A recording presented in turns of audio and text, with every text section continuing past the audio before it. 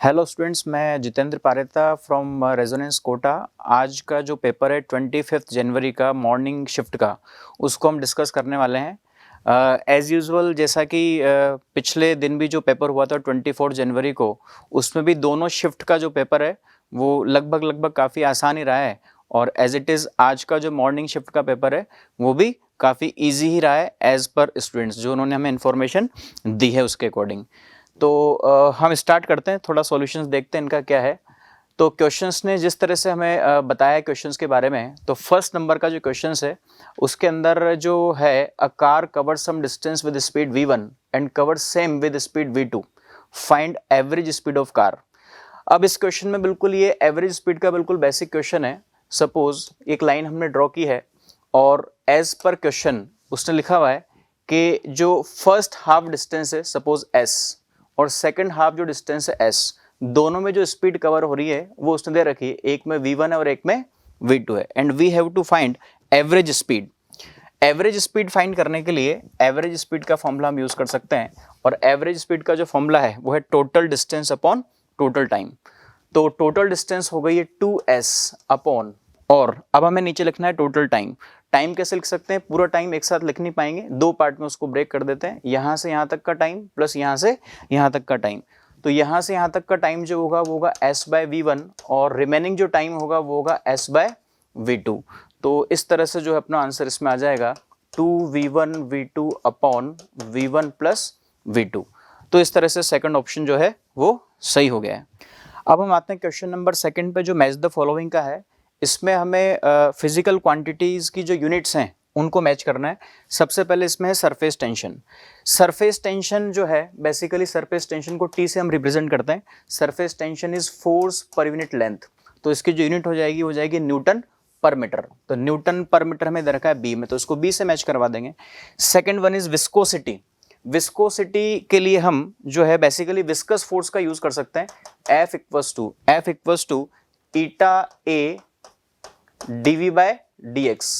ईटा है dv by dx। अगर हमें विस्कोसिटी की डायमेंशन या यूनिट चाहिए तो हमें यहां से मिल सकती है eta equals to F into D X upon A dv। अब इसमें फोर्स अपॉन एरिया जो है दिस इज पास्कल, ये प्रेशर की यूनिट हो गई है तो हम इसको पास्कल लिख सकते हैं। एंड फाइनली उधर जो लिखा हुआ है dx upon dv, and what is dv? dv is metre per second. ऊपर भी डिस्टेंस लिखा हुआ है, मीटर से मीटर कैंसिल होगा, फाइनली सेकंड ऊपर जाएगा तो अपने हो जाएगा पास्कल इनटू सेकंड। तो हम मैच करवा सकते हैं, जो सेकंड नंबर का ऑप्शन है उसको हम सी से मैच करवा सकते हैं। इसके बाद है pressure. Pressure again force per unit area होता है, force by area, and force by area is Newton पर मीटर स्क्वायर। तो हम प्रेशर को मैच करवाएंगे ए से। उसके बाद इसमें इंपल्स।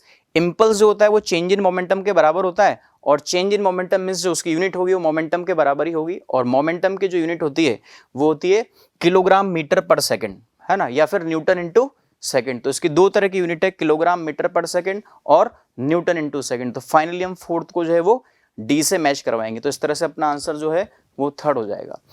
इसके बाद हम आते हैं क्वेश्चन नंबर थर्ड पे। थर्ड नंबर का जो क्वेश्चन है वो करंट इलेक्ट्रिसिटी का क्वेश्चन है, काफी आसान सा सवाल है। इसके अंदर हमें कुछ रेजिस्टेंसेस दे रखे हैं और बीच में एक वायर भी कनेक्ट किया हुआ है। इस कनेक्टिंग वायर की वजह से ये वाला रेजिस्टेंस, ये वाला रेजिस्टेंस और ये वाला रेजिस्टेंस, तीनों जो रेजिस्टेंसेस हैं वो शॉर्ट सर्किट हो गए हैं, और शॉर्ट सर्किट होने की वजह से इफेक्टिव जो रेजिस्टेंस आएगा, अब ये जो दोनों रेजिस्टेंस है 2 ओम और 2 ओम, ये दोनों रेजिस्टेंस अपने पैरेलल में हो जाएंगे, तो 2 और 2 1 हो जाएगा। 1 3 और 6 ये तीनों रेजिस्टेंसेस सीरीज में हो जाएंगे, तो ये दोनों पैरेलल में, फिर वो तीनों सीरीज में, और इस तरह से जो इक्विवेलेंट रेजिस्टेंस आएगा वो 10 ओम के बराबर आएगा। तो इस तरह से ये इक्विवेलेंट रेजिस्टेंस का काफी आसान सा सवाल है। इसके बाद हम आते हैं क्वेश्चन नंबर 4 पे। क्वेश्चन नंबर 4 जो है वो सिंपल पेंडुलम यानी एसएचएम का क्वेश्चन है, और इसमें लिखा हुआ है time period of simple pendulum on earth surface is T. Find time period of the simple pendulum at a distance R from the earth surface. यानी अर्थ के सरफेस पे टाइम पीरियड टी दे रखा है, अगर उसी पेंडुलम को हम अर्थ surface से आर हाइट पे ले जाएंगे तो उसका टाइम पीरियड क्या होगा हमें ये देखना है। तो यहाँ पे सबसे पहले तो हम टाइम पीरियड का फॉर्मूला लिख लेते हैं, 2 pi under root L by G. ये तो सिंपल पेंडुलम के टाइम पीरियड का फॉर्मूला हो गया है। अब इसमें जो जी है, अगर हम अर्थ के सरफेस पे देखें और अर्थ के सरफेस से किसी हाइट पे देखें तो टी अपॉन टी डैश, जो t है वो g के इनवर्सली प्रोपोर्शनल टू है, तो हम इसको लिख सकते हैं अंडर रूट जी डैश अपॉन g। तो यहां से जो फाइनली टाइम पीरियड आएगा t डैश वो हो जाएगा अपना अंडर रूट जी बाय जी डैश इंटू टी। अब हमें जी डैश की वैल्यू लिखनी है, तो जी डैश की वैल्यू हम कहां से लाएंगे? जी डैश का फॉर्मूला होता है अर्थ सरफेस से h हाइट पे जो ग्रेविटेशनल एक्सेलरेशन होगा वो होता है g upon 1 plus H by R इसका स्क्वायर, ये इसका फॉर्मूला है। यहां अगर हम h की जगह r पुट कर देते हैं, तो जैसे h की जगह r पुट करेंगे तो ये आएगा g upon 1 plus r by r का होल स्क्वायर, यानी आ जाएगा 1 प्लस 1 का होल स्क्वायर, यानी आ गया g बाय 4। तो यहां से g बाय 4 की वैल्यू हम यहाँ पे इसमें पुट कर देंगे। जैसे ही जी डैश की जगह g बाय 4 पुट करेंगे तो ये रूट में 4 आएगा and finally this will be t dash equals to 2t, यानी जो टाइम पीरियड होगा वो r हाइट पे जो होगा वो डबल हो जाएगा। तो ये ऑप्शन नंबर 4 हो जाएगा। अब हम आते हैं क्वेश्चन नंबर 5 पे। क्वेश्चन नंबर 5 जो है वो रिजिड बॉडी डायनेमिक्स का क्वेश्चन है, ये मोमेंट ऑफ इनर्शिया पे बेस्ड है। इसमें पूछा है for a disc of mass m and radius r find ratio of moment of inertia about its diameter and axis parallel to diameter at a distance of 2r/3 from its centre. तो ये disc है और ये diameter है। इस diameter के about जो moment of inertia होगा, एक तो वो सपोज ये सेंटर ऑफ मास से पास हो रहा है इसलिए इसको हम आईसीएम लिख लेते हैं, and an axis parallel to diameter at a distance of 2r/3 from its centre. Centre से 2r/3 डिस्टेंस पे एक और हमें एक्सिस ड्रॉ करना है, यहां से ये 2r/3 सपोज ये I है। So according to question we have to find ICM upon I, ये हमें यहाँ पे निकालना है। We have to find ICM upon I। ICM जो होगा यानी इस एक्सिस के अबाउट जो मोमेंट ऑफ इनर्शिया होगा, डिस्क का जो मोमेंट ऑफ इनर्शिया होता है जनरली सेंटर ऑफ मास से पास होने वाला एक्सिस के अबाउट और प्लेन के परपेंडिकुलर, वो हमें पता होता है, उसका फॉर्मूला है mr²/2। तो अगर हमें इस वाले एक्सिस के अबाउट मोमेंट ऑफ इनर्शिया पता है तो सबसे पहले हमें इस एक्सिस के अबाउट मोमेंट ऑफ इनर्शिया निकालना पड़ेगा। तो ये डायमीटर है, उसके लिए हम यूज कर सकते हैं परपेंडिकुलर एक्सिस थ्योरम। तो परपेंडिकुलर एक्सिस थ्योरम को यूज करेंगे तो ये एक्सिस एंड ये एक्सिस, तो सपोज दिस इज ICM, ये भी होगा ICM, और वो जो वाला होगा वो वाला सपोज वो mr², उसका फॉर्मूला होता है mr²/2। तो ICM plus ICM we can write ICM plus ICM equals to mr²/2। So यहां से जो ICM आएगा वो हो जाएगा mr²/4। इसका मतलब जो हमें डायमीटर के about moment of inertia calculate करना है वो तो हो गया mr²/4। नाउ हमें इस एक्सिस के अबाउट मोमेंट ऑफ इनर्शिया निकालना है और वो आ जाएगा अपना पैरेलल एक्सिस थ्योरम से। We can use parallel axis theorem I equals to ICM plus MD²। So I equals to ICM है mr²/4 प्लस M, D जो है वो दोनों पैरेलल एक्सिस के बीच का सेपरेशन होता है इसमें, तो सेपरेशन दोनों के बीच का है 2r/3।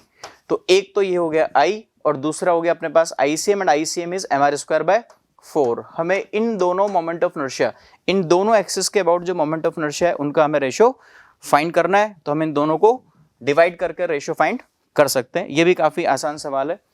नाउ नेक्स्ट क्वेश्चन जो अपना आता है वो है सर्कुलर मोशन पे बेस्ड है ये। इसमें लिखा है car is moving with speed 2 metre per second in a circular track of radius r if a pendulum of bob of mass m is attached to roof of car, find out the angle which pendulum makes with vertical in equilibrium position। Okay, इसमें क्या करना है, हमें circular path पे चलती हुई car बता रखी है और उसके अंदर उसकी छत पे यानी रूफ से एक पेंडुलम को लटकाया हुआ है। हमें बताना है कि इक्विलिब्रियम पोजीशन में वो वर्टिकल के साथ कितना एंगल बनाएगा। तो अगर हम उसके लिए FBD बनाएं, सपोज ये कार की छत है और ये पेंडुलम है, तो जब कार रिवॉल्व करेगी सर्कुलर पाथ में तो उसका FBD बनाते हैं। नीचे की तरफ इसमें फोर्स आएगा mg, इस तरफ टेंशन T। अगर हम कार के रेस्पेक्ट में उसका FBD बनाएंगे तो फिर हमें सेंट्रीफ्यूगल फोर्स लगाना है, या तो कार के रेस्पेक्ट में कर लेते हैं या ग्राउंड के फ्रेम में करेंगे। अगर ग्राउंड के फ्रेम में इसको किया जाएगा क्वेश्चन को तो सेंट्रीपिटल फोर्स लिखना पड़ेगा, और अगर कार के फ्रेम में करेंगे तो ये सेंट्रीफ्यूगल फोर्स लगाएंगे। सपोज हम ग्राउंड के फ्रेम में इसको कर लेते हैं, टी के दो कंपोनेंट कर लेते हैं। टी का एक कंपोनेंट इस तरफ होगा और एक कंपोनेंट इस तरफ होगा। ये एंगल है थीटा, इधर वाला कंपोनेंट आ जाएगा टी साइन थीटा, इधर वाला कंपोनेंट होगा T cos theta. T sine theta जो है वो उस पेंडुलम को सर्कुलर पाथ में घुमाने के लिए रिक्वायर्ड सेंट्रीपिटल फोर्स देगा, वो हमें कहां से मिलेगा, T sine theta equals to centripetal force जो होगा उसका फॉर्मूला mv²/r है। So this T sine theta should be equals to mv²/r। और जो वर्टिकल में फोर्स लग रहे हैं T cos theta time g, उनको हम बैलेंस करवा लेते हैं, तो ये T cos theta equals to हो जाएगा mg। फाइनली जब हम इसको डिवाइड करेंगे तो टेन थीटा की जो वैल्यू आएगी वो आ जाएगी अपने पास में v²/rg। तो यहां से थीटा इक्वल्स टू होगा tan इनवर्स v²/rg, ये यहां पे होगा। अब इसमें जो हमें इंफॉर्मेशन दे रखी है, एक तो हमें कार की स्पीड दे रखी है 2 मीटर पर सेकेंड, रेडियस हमें दे रखी है ट्रैक की कितनी r, और find out the angle eight which pendulum max with vertical and equilibrium position. तो यहाँ पे हम वैल्यूज पुट कर सकते हैं, कार की स्पीड 2 मीटर पर सेकंड हो जाएगी, वो पुट कर देंगे। जो सर्कुलर पाथ है उसकी रेडियस भी हमें दे रखी है ब्रैकेट में 8/5 मीटर, उसको भी हम पुट कर करके और वैल्यू निकाल लेंगे, और जी की वैल्यू भी पुट कर देंगे। तो यहाँ पे जो v है, ये v, r और g तीनों की वैल्यू पुट करके हम थीटा फाइंड कर सकते हैं। इसके बाद हम नेक्स्ट क्वेश्चन पे आते हैं, और नेक्स्ट क्वेश्चन अपना है यंग्स मॉडुलस, इलास्टिसिटी पे बेस्ड है ये। इस क्वेश्चन में हमें गिवन है find the Young's modulus of elasticity if graph is given. Graph हमें दे रखा है एफ और डेल्टा एल के बीच में। जैसा कि क्वेश्चंस हमें मेमोरी बेस्ड हैं, बच्चों ने हमें इंफॉर्मेशन दी है इन क्वेश्चंस की, तो क्वेश्चंस बच्चों के अकॉर्डिंग ही है। इसमें हमें ग्राफ दे रखा है एफ और डेल्टा एल के बीच में। एफ यहाँ पे फोर्स होगा और जो डेल्टा एल है वो किसी वायर के अंदर एलोंगेशन होगा, और दोनों के लिए जो हमें एंगल दे रखा है ग्राफ में वो दे रखा है 45। तो यहाँ पे अगर हम देखें तो जो tan 45 होगा वो जाएगा delta L by F, and tan 45 is 1, so F equals to delta L. पूछा है हमसे यंग्स मॉडुलस। यंग्स मॉडुलस की जो डेफिनेशन है उसका जो फॉर्मूला होता है वो होता है स्ट्रेस बाय स्ट्रेन। स्ट्रेस जो है वो force by area, longitudinal stress by longitudinal strain, force upon area नीचे आ जाएगा डेल्टा एल बाय एल। तो यहां हम इसको लिख सकते हैं F equals to Y A by L into delta L. F और डेल्टा एल दोनों सेम है, यानी दोनों का रेशियो 1 हो गया है। तो यहां से वाई ए अपॉन एल की वैल्यू जो है 1 आएगी, and finally y will be l by A. तो ये अपना आंसर आ गया है y equals to l by, जो यंग्स मॉडुलस है उसकी वैल्यू है l बाय ए। तो ये ऑप्शन नंबर 1 हो जाएगा। अब हम आते हैं नेक्स्ट क्वेश्चन, क्वेश्चन नंबर 8 पे। ये भी SHM का क्वेश्चन है, बट इसमें ग्रेविटेशन इन्वॉल्व है। In the earth a tunnel is dug along the diameter and a particle of mass m is released in tunnel, then find the time period of particle performing SHM। इसमें हमने अर्थ का जो diameter है उस diameter के along एक tunnel बनाई है और उसमें एक पार्टिकल को रिलीज कर दिया है, और हमसे उसका कुछ टाइम पीरियड पूछा है। Suppose at any time particle इस पॉइंट पे है, और यहाँ से सपोज इस पार्टिकल की डिस्टेंस x है, जो अर्थ का सेंटर है, टनल का जो सेंटर है, जो पॉइंट ऑफ ऑसिलेशन भी होगा, मिड पॉइंट जो होगा, इक्विलिब्रियम पोजीशन जो होगी, वहां से x डिस्टेंस पे सपोज पार्टिकल है। अब हमें इसका टाइम पीरियड लिखना है, टाइम पीरियड ऑफ SHM। तो टाइम पीरियड जो लिखना है उसके लिए हमें इस पे एक तो फोर्स लिखना पड़ेगा कि पार्टिकल का इस जगह फोर्स, पार्टिकल के ऊपर इस पॉइंट पे कितना फोर्स लग रहा होगा। देखते हैं उस फोर्स को हम। फोर्स इक्वल्स टू हम लिख सकते हैं m इनटू इस पॉइंट पे ग्रेविटेशनल फील्ड या gravitational acceleration mg dash, f equals to m। यहाँ पे जो ग्रेविटेशनल एक्सेलरेशन होगा उसकी वैल्यू हम लिख लेते हैं g dash equals to earth के सरफेस से h डेप्थ नीचे जो ग्रेविटेशनल एक्सेलरेशन होता है उसका फॉर्मूला होता है g 1 minus h by r। तो यहाँ से f इक्वल्स टू हो जाएगा mg 1 माइनस h जो होता है वो यहाँ से डेप्थ होगी, हमने x इसमें यहाँ से लिया हुआ है, इसलिए यहाँ से जो डिस्टेंस आएगी वो जाएगी r माइनस x। तो यहाँ पे हम लिख देंगे इसको r minus x upon r। तो फाइनली अपने पास f आ जाएगा f equals to mg r minus r plus x upon r। We will get f equals to mg x upon r, mg x by r। तो यहाँ पे ये जो फोर्स है ये अपने पास आ गया है mg by r into x। ये जो ब्रैकेटेड क्वांटिटी है, ये ब्रैकेटेड क्वांटिटी जो है ये इस SHM का फोर्स कांस्टेंट हो गया है, और फोर्स कांस्टेंट मिलते ही हमें टाइम पीरियड का फॉर्मूला लगा देना है, और वो हो जाएगा 2 pi under root m by k। तो 2 pi under root m by k, वो जो bracketed quantity of force constant है, तो फोर्स कांस्टेंट हो गया है mg बाय k। m से m यहाँ कैंसिल हो जाएगा, तो फाइनली अपने पास जो आंसर बचेगा, हमें लिखना था यहाँ पे sorry mg by r, this is mg by r, mg by r। तो अपने पास आंसर आ गया equals to t equals to 2 pi under root r by g।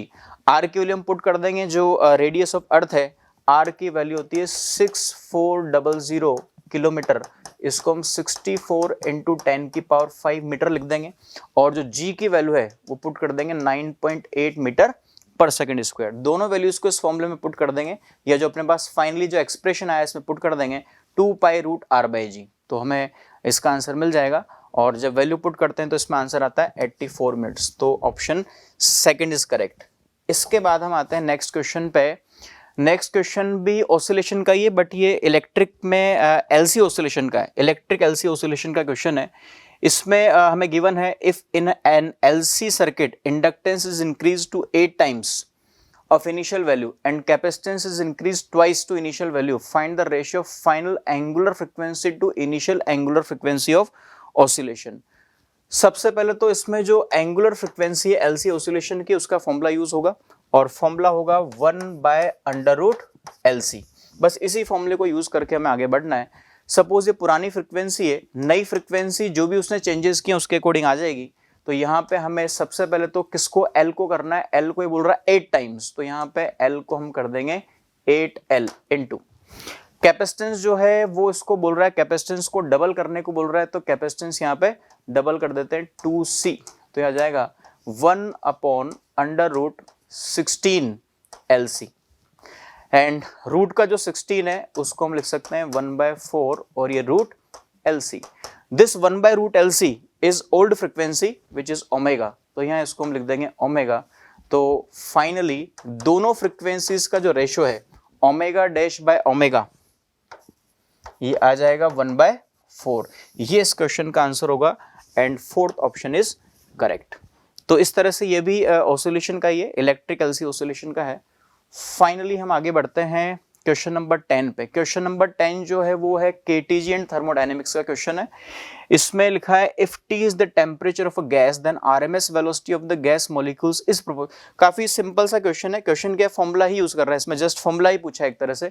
We know that RMS velocity और RMS speed of gas molecules का formula होता है under root 3RT/m। So we can write VRMS is directly proportional to root T, means T की power हो गई है half. तो इसमें जो है वो फर्स्ट ऑप्शन करेक्ट हो जाएगा, T की पावर हाफ, T की पावर 1/2। इसके बाद हम आगे बढ़ते हैं नेक्स्ट क्वेश्चन पे। नेक्स्ट क्वेश्चन है इलेक्ट्रोमैग्नेटिक फील्ड का, सोलेनॉइड पे बेस्ड क्वेश्चन है। इसमें पूछा है solenoid of length 2 metre has 200 turns if 2 ampere current is flowing through solenoid and diameter of cross section is 4 mm, then find magnetic field at the centre of the solenoid. Solenoid के centre पे magnetic field पूछा है। Again ये formula based question है। Magnetic field जो होता है, जो आइडियल सोलेनॉइड है जिसकी लेंथ काफी ज्यादा होती है as compare to its area of cross section, उसके लिए मिड पॉइंट के आसपास वाले जो पॉइंट्स हैं उन पे जो फॉर्मूला होता है मैग्नेटिक फील्ड का वो होता है म्यू नॉट NI। तो जस्ट यहाँ पे वैल्यू पुट अप करनी है, mu naught NI। Mu naught की जो वैल्यू है 4 पाई इंटू 10 की पावर -7। N जो होता है वो number of turns per unit length होता है। पूरी 2 मीटर की लेंथ में 1200 टर्न्स हैं, सो यहाँ पे स्मॉल n की वैल्यू हो जाएगी 1200/2, और करंट जो हमें इधर रखी है वो है 2 एम्पियर। तो इसको जब हम सॉल्व करेंगे तो अपना आंसर इसमें आ जाएगा, and answer is third option. Just values put करनी है फॉर्मूले के अंदर, वो हमने पुट कर दिए, इनको सॉल्व करना है, हमें आंसर मिल जाएगा। Answer will be third, 1.5 into 10⁻³ Tesla. इसके बाद जो है वो नेक्स्ट क्वेश्चन है अपना इलेक्ट्रोमैग्नेटिक वेव का क्वेश्चन है। An electromagnetic wave propagating along negative z direction. If the electric field oscillates in y direction, in which direction magnetic field will oscillate? तीन चीजें हैं। इलेक्ट्रिक फील्ड का जो ऑसिलेशन है वो हमें दे रखा है y एक्सिस के अलोंग, और जो वेव का प्रोपेगेशन है वो भी हमें दे रखा है अलोंग माइनस जेड डायरेक्शन, और हमें पता करना है कि मैग्नेटिक फील्ड जो होगा वो किस डायरेक्शन में ऑसिलेट कर रहा होगा। तो इसके लिए हम सिंपली फॉर्मूला जो है वो यूज कर सकते हैं। तीनों के बीच में जो रिलेशन होगा वो तीनों के बीच का रिलेशन इस तरह का होता है, B cap equals to K cap cross E cap. B cap magnetic field की डायरेक्शन को रिप्रेजेंट करता है, के कैप जो है वो वेव के प्रोपेगेशन की डायरेक्शन को रिप्रेजेंट करता है, और जो ई कैप है वो इलेक्ट्रिक फील्ड के ऑसिलेशन की डायरेक्शन को रिप्रेजेंट करता है। बी कैप जो है यानी कि मैग्नेटिक फील्ड किस डायरेक्शन में ऑसिलेट कर रहा है वो हमें फाइंड करना है। B cap equals to K cap, direction of propagation wave जो है माइनस जेड डायरेक्शन में है, तो यहां पे हम इसको माइनस जेड का मतलब हो गया माइनस के कैप, इसको कर देते हैं क्रॉस। ई कैप जो है वो इलेक्ट्रिक फील्ड के ऑसिलेशन की डायरेक्शन है और वो है वाई एक्सिस, वाई एक्सिस का मतलब हो गया है जे कैप, तो इसको हम यहाँ पे जे कैप लिख देंगे। तो फाइनली जो बी कैप की अपने पास डायरेक्शन आएगी वो आ जाएगी माइनस के कैप क्रॉस जे कैप। माइनस के कैप क्रॉस जे कैप जो अपना आंसर होगा वो यहाँ पे माइनस आई कैप आएगा, तो फाइनली माइनस माइनस प्लस यानी अपना आंसर आ जाएगा प्लस में आई कैप। तो बी कैप की जो वैल्यू है वो हो जाएगी प्लस आई कैप। इस तरह से ये इलेक्ट्रोमैग्नेटिक वेव का जस्ट डायरेक्शन का ही क्वेश्चन है जो जनरली पूछते हैं जेईई मेंस के अंदर, उसी पे बेस्ड क्वेश्चन है। इसके बाद नेक्स्ट क्वेश्चन जो आता है वो है क्वेश्चन नंबर 13। ये सेमीकंडक्टर पे बेस्ड है और इस क्वेश्चन के अंदर स्टेटमेंट है, ट्रू फॉल्स वाला क्वेश्चन है। स्टेटमेंट 1 में लिखा है photo diode is used for forward bias. Statement 2 में लिखा है फॉरवर्ड बायस कर, ये जस्ट एक थ्योरेटिकल क्वेश्चन है, जस्ट इसमें आंसर ही देना है। फोटो डायोड जो होता है, फोटो डायोड किस तरह से ऑपरेट होता है, फोटो डायोड को हम रिवर्स बायस में रखते हैं और रिवर्स बायस में रख करके जो डिप्लीशन रीजन होता है उस डिप्लीशन रीजन पे हम लाइट जो है वो इंसिडेंट करवाते हैं, यानी हमें उसको रिवर्स बायस में रखना होता है। तो यहाँ पे लिखा है photo diode is used for forward bias, तो स्टेटमेंट 1 जो है वो गलत हो गया, स्टेटमेंट 1 इज इनकरेक्ट। स्टेटमेंट 2 में जो लिखा हुआ है वो है forward bias current is more than reverse bias, ये बिल्कुल सही है। हम ये मान के चलते हैं कि रिवर्स बायस में करंट फ्लो नहीं होती, रिवर्स बायस का रेजिस्टेंस काफी ज्यादा होता है, फॉरवर्ड बायस का रेजिस्टेंस काफी कम होता है, इसलिए रेजिस्टेंस की वजह से फॉरवर्ड बायस में करंट काफी ज्यादा होगी, रिवर्स बायस में करंट काफी कम होगी, नेग्लिजिबल करंट होगी। तो यहाँ पे स्टेटमेंट 1 जो है वो यहाँ पे स्टेटमेंट 1 फॉल्स है और स्टेटमेंट 2 जो है वो करेक्ट है, इसलिए अपना ऑप्शन हो जाएगा ऑप्शन नंबर 2। हम आते हैं नेक्स्ट क्वेश्चन पे, question number 14। An electron of initial kinetic energy 0.5 electron volt is enters in a parallel plate capacitor if distance between plates is 10 centimeter and electric field between plates is 10 Newton per coulomb. If theta is the deflection of electrons, then find the value of tan theta. इसमें एक हमें capacitor दे रखा है, उसकी दो plates हैं, एक positive plate obvious और एक नेगेटिव प्लेट है। यहाँ पे एक इलेक्ट्रॉन एंटर करवा रहे हैं और ये इलेक्ट्रॉन जो इलेक्ट्रिक फील्ड है प्लेट्स के बीच में उसकी वजह से डिफ्लेक्ट हो रहा है और इलेक्ट्रॉन डिफ्लेक्ट होकर के यहाँ से निकल रहा है। कितने एंगल पे डिफ्लेक्ट होगा निकलते वक्त ये हमें फाइंड करना है। उसको पता करने का तरीका, एक तो ये वेलोसिटी हो गई Vx और एक ये वेलोसिटी हो गई Vy, यानी जो फाइनल वेलोसिटी उसके दो कंपोनेंट हमने लिए हैं Vx एंड Vy। तो जो एंगल ऑफ डिफ्लेक्शन होगा tan थीटा वो अपने पास आ जाएगा Vy बाय Vx से। Vy बाय Vx में से जो Vx है वो तो चेंज होगा ही नहीं, क्योंकि ये डायरेक्शन जो है Vx वाला जो कंपोनेंट है वो दोनों प्लेट्स के पैरेलल है, तो इधर वाला कंपोनेंट तो एंटर करते वक्त भी Vx ही रहेगा और बाद में भी Vx ही रहेगा। तो हमें निकालना है इसके अंदर Vy फाइंड करने के लिए पहले तो हम नेट वेलोसिटी निकाल लेते हैं। नेट वेलोसिटी निकालने का तरीका ये रहेगा, इसमें हम दो तरह से इसको अप्रोच कर सकते हैं क्वेश्चन को, या तो इसमें हम पोटेंशियल का यूज कर सकते हैं या फिर इलेक्ट्रिक फील्ड का हम यूज कर सकते हैं। सपोज हम इसमें पोटेंशियल वाला मेथड यूज कर लेते हैं। Applying work energy theorem for the electron, electron के लिए हम लगाते हैं work energy theorem, W all equals to K final minus K initial.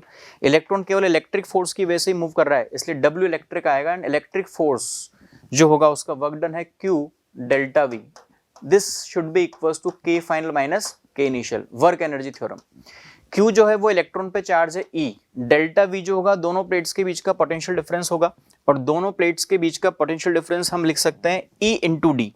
E मतलब इलेक्ट्रिक फील्ड, इलेक्ट्रिक फील्ड हमें गिवन है इसके अंदर, इलेक्ट्रिक फील्ड की वैल्यू हमें दे रखी है 10 वोल्ट इंटू, और सेपरेशन जो है दोनों प्लेट्स के बीच का वो गया 10 centimetre which is 0.1। K final और K इनिशियल जो है वो हो गया अपना 0.5 इलेक्ट्रॉन वोल्ट। तो यहां से जो K फाइनल की वैल्यू आ जाएगी वो होगी 1 प्लस 0.5 यानी 1.5 electron volt. Initial kinetic energy थी अपने पास 0.5, अगर हम दोनों को डिवाइड करें तो K final by K initial will be 1.5 upon 0.5, तो यहां से अपने पास आ जाएगा 3, यानी जो फाइनल काइनेटिक एनर्जी है वो इनिशियल काइनेटिक एनर्जी की 3 टाइम्स आ गई है। अगर final kinetic energy initial kinetic energy की 3 टाइम्स है, इट मींस जो फाइनल वेलोसिटी होगी वो इनिशियल वेलोसिटी की अपने पास में √3 टाइम्स हो जाएगी। अच्छा, इनिशियल वेलोसिटी केवल x डायरेक्शन में है विच इज vx, तो यहां लिख सकते हैं v final equals to √3 vx। Final जो वेलोसिटी है वो √3 इंटू vx हो गई है। अब हमें निकालना है वेलोसिटी का y component, we can write vy equals to under root v final square minus vx square. v final की जो वैल्यू है वो है √3 vx, तो यह आ जाएगा √3 vx का square minus vx square. This can be written as √2 vx, यानी जो vy है वो √2 टाइम्स आ गया vx के, तो हम इसको यहाँ पुट कर सकते हैं। यहाँ पुट करने के बाद हमें मिल जाएगा √2 vx अपॉन vx, तो ये आ गया √2। तो tan थीटा की जो वैल्यू है, यानी जिस क्वेश्चन का आंसर है वो है √2 और वो है ऑप्शन नंबर 1 में। तो इस तरह से ये जो है अच्छा क्वेश्चन है, इसमें हमने पोटेंशियल का यूज किया है। चाहे तो हम इलेक्ट्रिक फील्ड का इसमें यूज कर सकते थे, बाकी पोटेंशियल का यूज करके हमने इसको सॉल्व किया। हम आते हैं नेक्स्ट क्वेश्चन पे, क्वेश्चन नंबर 15। ये मैग्नेटिक फील्ड फाइंड करने वाला क्वेश्चन है। हमें 4 तरह के डायग्राम दे रखे हैं और चारों डायग्राम्स में हमें मैग्नेटिक फील्ड पता करना है। सबसे पहला जो डायग्राम दे रखा है ए में, उसमें एक पूरा रिंग है, बीच में से कट किया हुआ और इस तरह से उसमें करंट फ्लो रही है। तो सबसे पहले डायरेक्शन चेक कर लेते हैं। ये इसमें क्लॉकवाइज करंट है, मैग्नेटिक फील्ड इनवर्ड होगा और इसकी वजह से मैग्नेटिक फील्ड आउटवर्ड होगा। इसका मतलब नेट मैग्नेटिक फील्ड निकालने के लिए हमें मैग्नेटिक फील्ड सब्ट्रैक्ट करना पड़ेगा। तो करते हैं। सबसे पहले कंप्लीट रिंग का सेंटर पे जो मैग्नेटिक फील्ड होता है वो होता है μ0I/2r माइनस, या तो इन दोनों वायर्स को सेपरेट करके और सेमी इनफाइनाइट लेंथ का फॉर्मूला लगाएंगे, या पूरा हम एक इसको इनफाइनाइट लेंथ का वायर अज्यूम कर सकते हैं। तो माइनस ये आ जाएगा μ0I/2πr। तो पूरी रिंग की वजह से मैग्नेटिक फील्ड होगा μ0I/2r माइनस, और जो वायर की वजह से मैग्नेटिक फील्ड होगा इनफाइनाइट लेंथ का वायर हो जाएगा μ0I/2πr। सेपरेट करके आंसर मैच हो रहा है, वो आंसर मैच करा लेंगे अपन। इसमें जो भी कॉमन आ रहा है उसको कॉमन लेकर के। बी में हमें दे रखा है इस तरह का स्ट्रक्चर, एक ये स्ट्रेट वायर है, फिर ये सेमी सर्किल है, फिर वापस स्ट्रेट वायर है। इस वाले स्ट्रेट वायर की वजह से सेंटर पे मैग्नेटिक फील्ड 0 होगा, इसकी और इसकी वजह से आएगा। जो सेमी सर्किल वाला पार्ट है इस पे पहले डायरेक्शन चेक कर लेते हैं। इसमें क्लॉकवाइज है, मैग्नेटिक फील्ड इनवर्ड होगा और इसका जो मैग्नेटिक फील्ड है वो भी इनवर्ड होगा। दोनों की वजह से मैग्नेटिक फील्ड इनवर्ड हो गया है और दोनों मैग्नेटिक फील्ड इनवर्ड होने की वजह से ऐड होगा। तो यहाँ पे हम ऐड कर देते हैं। तो ऐड करने के बाद अपने आंसर देखो क्या आएगा, μ0I/, सबसे पहले सेमी सर्कुलर जो वायर है उसका लिखेंगे और सेमी सर्कुलर वायर का होता है μ0I/4r प्लस ये जो सेमी इनफाइनाइट लेंथ का वायर है इसकी वजह से मैग्नेटिक फील्ड हो जाएगा μ0I/4πr। ठीक है, जो इनफाइनाइट लेंथ का वायर होता है उसकी वजह से मैग्नेटिक फील्ड होता है μ0I/2πr, और जो सेमी इनफाइनाइट लेंथ का वायर है उसकी वजह से मैग्नेटिक फील्ड होगा μ0I/4πr। तो दोनों को हम यहाँ ऐड करके और ऑप्शन मैच करवा लेंगे। सी में जो लिखा हुआ है वो है अपने पास, सी के अंदर डायग्राम जो बना हुआ है उसमें एक स्ट्रेट वायर है, फिर वापस सेमी सर्किल है, फिर वापस स्ट्रेट वायर है। पहले डायरेक्शन चेक कर लेते हैं। इसकी वजह से मैग्नेटिक फील्ड इनवर्ड होगा, इसकी वजह से इनवर्ड होगा और ये वाला जो है उसकी वजह से भी इनवर्ड होगा, यानी तीनों की वजह से जो है मैग्नेटिक फील्ड इनवर्ड ही होगा। यहाँ पे भी मैग्नेटिक फील्ड ऐड हो जाएगा। तो ऐड करने के लिए वापस फॉर्मूला लगाते हैं। सबसे पहले सेमी सर्किल का जो है वो हो जाएगा μ0I/4r प्लस, इसके बाद ये वाला वायर और ये वाला वायर, दोनों वायर सेमी इनफाइनाइट लेंथ के हैं और सेमी इनफाइनाइट लेंथ, अच्छा डिस्टेंस बराबर इसलिए डबल कर सकते हैं। तो 2 times μ0I/, semi infinite length का जो वायर होगा उसके लिए मैग्नेटिक फील्ड हो जाएगा 4πr। तो हाफ रिंग का हो गया μ0I/4r प्लस, और जो दो वायर हमें दे रखे हैं दोनों वायर का मैग्नेटिक फील्ड सेम आएगा, वहां पे मैग्नीट्यूड वाइज डायरेक्शन भी सेम है, डबल कर दिया है। तो 2 टाइम्स μ0I/4πr। फाइनली जो डी ऑप्शन है, डी ऑप्शन में फिर से हमें दे रखा है ये एक स्ट्रेट वायर, फिर हाफ रिंग, फिर स्ट्रेट वायर। दोनों स्ट्रेट वायर की वजह से सेंटर पे मैग्नेटिक फील्ड 0 होगा, तो हमें केवल सेमी सर्कुलर वायर जो है उसी की वजह से मैग्नेटिक फील्ड लिखना है, और सेमी सर्कुलर वायर की वजह से जो मैग्नेटिक फील्ड होता है वो हो जाता है अपने पास में B = μ0I/4r। तो μ0I/4r उसमें लिखा हुआ है फर्स्ट में, यानी जो D है वो फर्स्ट से मैच हो रहा है इसके अंदर ये वाला। तो इस तरह से ये चारों ऑप्शन हमने मैच करने के बाद फाइनली अपना आंसर इसमें है फर्स्ट। तो ये मैग्नेटिक फील्ड का जस्ट एक कैलकुलेशन का क्वेश्चन था जिसमें मैग्नेटिक फील्ड हमें फाइंड करना है। इसके बाद हम आते हैं 16th नंबर के क्वेश्चन पे। ये है if frequency of carrier wave is 20 megahertz and frequency of medium wave is 5 kilohertz, calculate bandwidth. हमें यहाँ पे बैंडविड्थ पूछी है, तो जो बैंडविड्थ है डेल्टा एफ, इस बैंडविड्थ को हम लिख सकते हैं 2 टाइम्स एफ एम, यानी जो मीडियम वेव है उस मीडियम वेव की जो फ्रीक्वेंसी दे रखी है उसकी डबल जो है वो बैंडविड्थ है। तो यहाँ पे जस्ट ये 2 इंटू और हमें जो बैंडविड्थ दे रखी है मीडियम वेव की वो है 5, तो यहाँ 5 लिख देंगे तो just answer is 10 kilo hertz. तो काफी सिंपल क्वेश्चन है, जस्ट फॉर्मूला बेस्ड क्वेश्चन है। इसके बाद हम आगे बढ़ते हैं। नेक्स्ट क्वेश्चन जो है question number 17th। The radius of second orbit of Li plus 2 ion is x. Radius of third orbit of beryllium 3 plus will be. एक की रेडियस हमें जो है वो दे रखी है x और हमें दूसरे की रेडियस निकालनी है। तो सबसे पहले फॉर्मूला यूज करते हैं इसमें। रेडियस की कैलकुलेशन के लिए फॉर्मूला यूज करना है r equals to a nought n square by z। इसमें n जो है वो ऑर्बिट नंबर है और जो z है वो एटॉमिक नंबर है। सबसे पहले अगर हम इसमें r1 लिख दें फॉर Li plus 2, तो यहाँ पे लिखेंगे a नॉट, n की जो वैल्यू है उसमें सेकंड है तो ये 2 स्क्वायर बाय z, और जो z की वैल्यू आएगी ये a नॉट 2 स्क्वायर 4 हो गया एंड z की जो वैल्यू होगी Li plus 2 के लिए वो जाएगी अपने पास में 3, 4 बाय 3। तो r1 की जो वैल्यू है वो होगी 4 a नॉट बाय 3। इसी तरह से R2 लिखते हैं। R2 मतलब किसके लिए? बेरिलियम के लिए। तो बेरिलियम के लिए अगेन फॉर्मूला सेम यूज करेंगे, a nought n square by z होगा।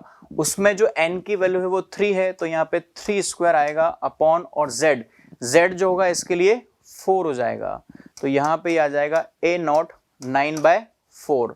हमें यहाँ पे इसमें इसकी वैल्यू तो उसने दे रखी है, R1 की वैल्यू दे रखी है x, और हमें R2 की वैल्यू फाइंड करनी है। दोनों इक्वेशंस को हम डिवाइड कर लेते हैं तो हमें R2 की वैल्यू यहाँ पे मिल जाएगी। तो R1 upon R2 will be 4 a nought by 3 और ये 9 a नॉट बाय 4। तो यहाँ पे हमें वैल्यू मिलेगी इसमें 16 अपॉन 27। a नोट यहाँ पे कट गया है तो यहाँ पे R2 will be 27 by 16 R1 and R1 is x। So अपना आंसर हो गया 27 बाय 16 x। 27 बाय 16 x आ रहा है थर्ड ऑप्शन में, तो अपना ये थर्ड ऑप्शन इसमें करेक्ट हो गया। तो ये एक तरह से अपने पास ये भी सिंपल क्वेश्चन में काउंट होगा और ये एक अच्छा क्वेश्चन है मॉडर्न फिजिक्स के हिसाब से। इसके बाद हम आगे बढ़ते हैं क्वेश्चन नंबर 18 पे। ये कार्नो हीट इंजन का क्वेश्चन है और मतलब केटीजी थर्मोडायनेमिक्स पे बेस्ड है। For a Carnot heat engine eta equals to 50%, temperature of source is 600 kelvin. When eta equals to 70%, temperature of sink keeping same, then find temperature of source.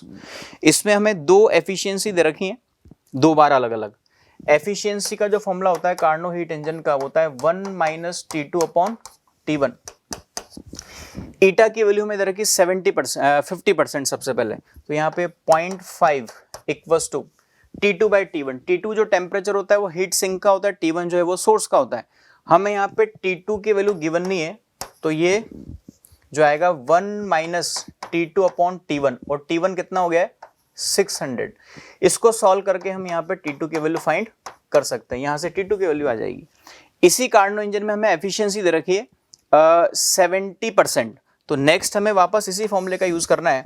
अब की बार जो frequency है, frequency का जो efficiency वो है 70%, यानी ईटा को यूज करना है 0.7 और formula 1 minus T2 by T1।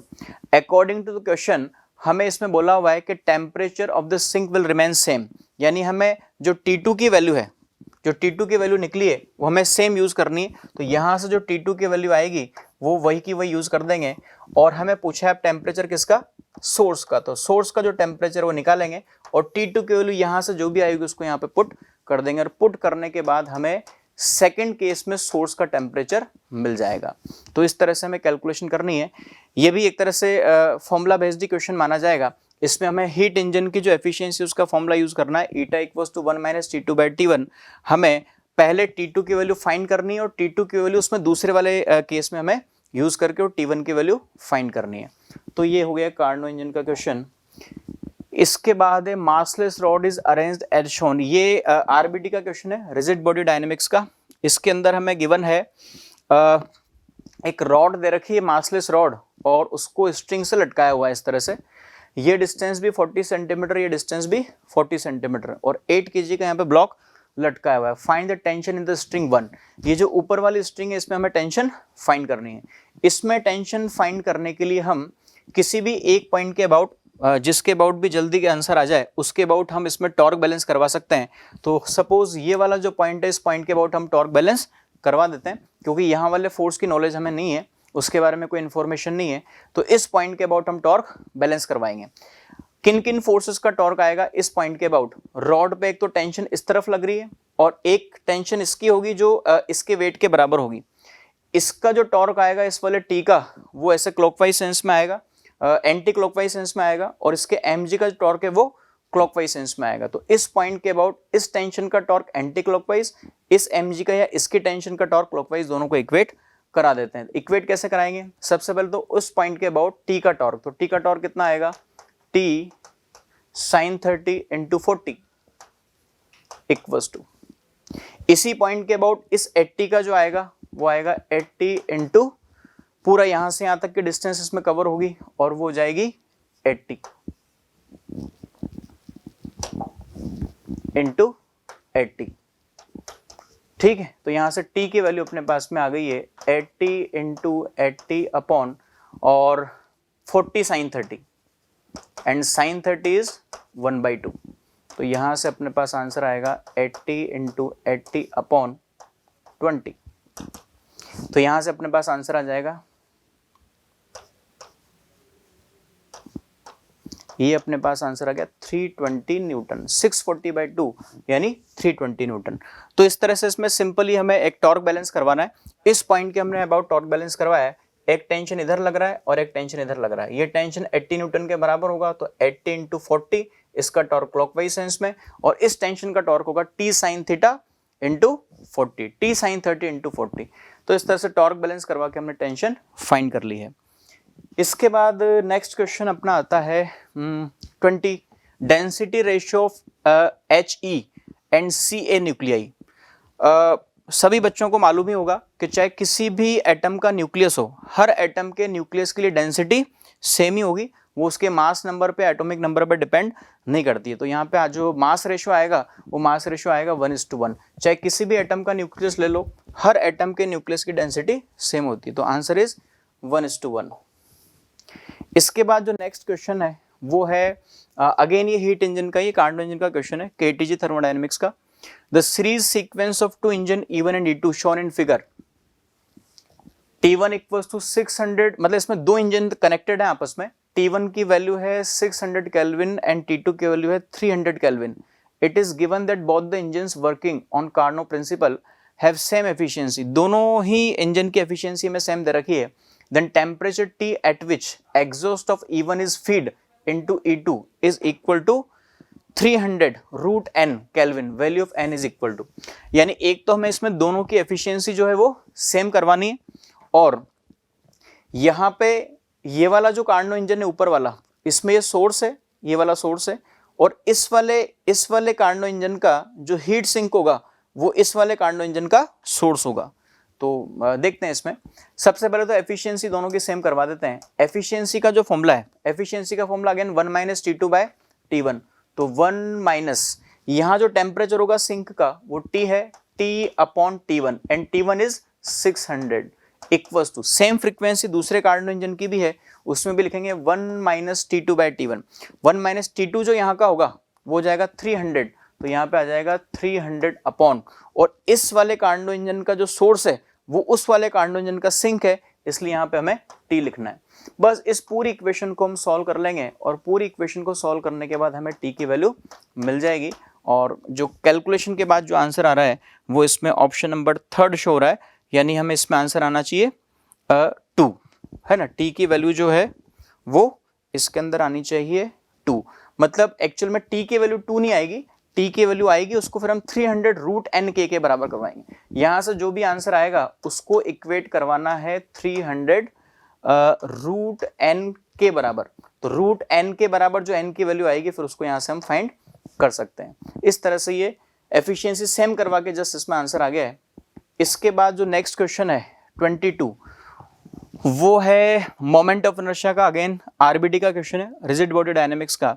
Late ICM be the moment of inertia of disc passing through centre and perpendicular to its plane. हमें डिस्क का इस एक्सिस के अबाउट जो मोमेंट ऑफ इनर्शिया दे रखा है वो आईसीएम है। IAB be the moment of inertia about an axis AB that is in plane of disk and at a distance 2r/3 distance from the center। दूसरा axis जो हमें दे रखा है वो दे रखा है डिस्क के प्लेन में, दूसरा जो एक्सिस है वो डिस्क के प्लेन में है और सेंटर से जो उसकी डिस्टेंस है वो 2r/3 है। तो ये हो गया IAB। तो हमें दोनों का जो रेशियो है वो फाइंड करना है ICM अपॉन IAB। ICM तो हम जानते हैं इसका फॉर्मूला, तो ICM की जो वैल्यू है, अगर डिस्क दे रखी है तो डिस्क के सेंटर से पास होने वाला, सेंटर ऑफ मास से पास होने वाला और उसके प्लेन के परपेंडिकुलर जो एक्सिस होता है उसके अबाउट जो मोमेंट ऑफ इनर्शिया होता है वो होता है mr²/2। ये तो हो गया अपने पास में ICM। दूसरा में निकालना है IAB। IAB कैलकुलेट करने के लिए हमें डायमीटर के अबाउट मोमेंट ऑफ इनर्शिया निकालना पड़ेगा। तो डायमीटर के अबाउट मोमेंट ऑफ इनर्शिया कैसे निकालेंगे, उसके लिए हम परपेंडिकुलर एक्सिस थ्योरम यूज करेंगे। तो ये I, ये वाला भी I और ये mr²/2। तो I + I = mr²/2। तो इस एक्सिस के अबाउट जो मोमेंट ऑफ इनर्शिया आएगा वो आ जाएगा अपने पास mr²/4।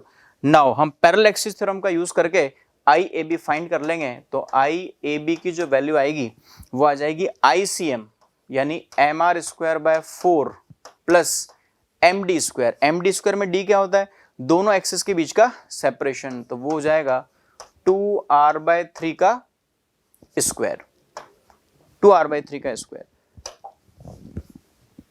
ये हो गया। तो ये ICM प्लस md²। हमने यहाँ पे क्या यूज किया है, parallel axis theorem. I = ICM plus md²।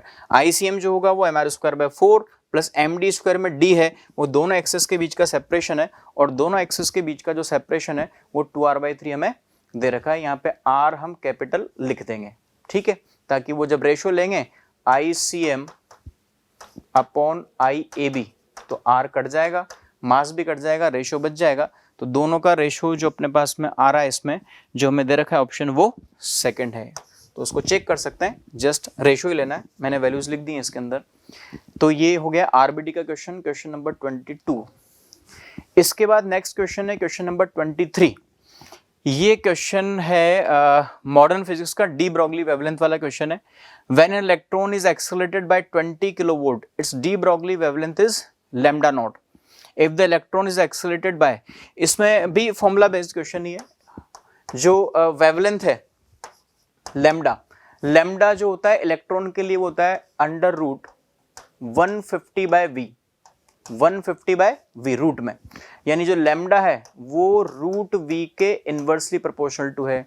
तो हम यहाँ पे लिख सकते हैं λ1/λ2 = √v2/v1। हमें इसमें निकालना है λ2, तो λ2 हो जाएगा √v1/v2 × λ1। वैल्यू पुट कर देंगे इसके अंदर।